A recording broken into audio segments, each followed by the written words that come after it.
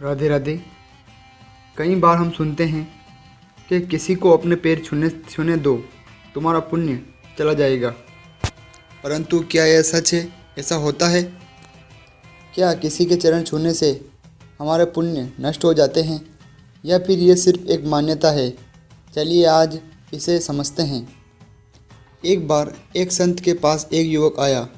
वो रोज़ उसके चरण छूता था। एक दिन किसी ने कहा, तू रोज़ उसके पैर मत छू, तेरे पुण्य न खत्म हो जाएंगे। युवक ने संत से पूछा, गुरुदेव क्या सच है? ऐसा होता है? संत मुस्कुराते हुए और बोले, बेटा, जब दीपक किसी और दीपक को जलाता है तो उसका प्रकाश कम नहीं होता बल्कि बढ़ता है।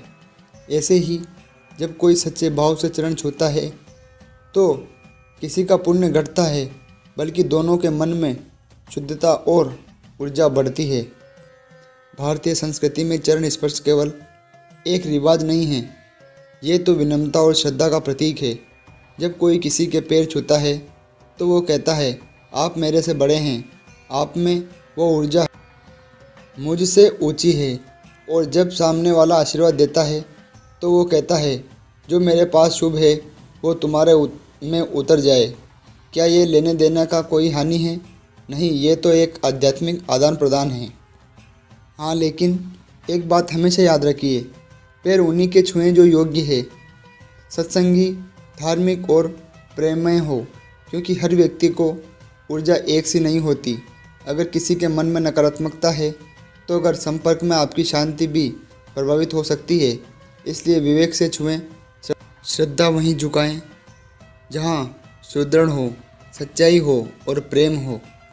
किसी को सच्चे मन से प्रणाम करना कभी भी पुण्य को घटाता नहीं बल्कि आत्मा को ऊंचा उठाता है।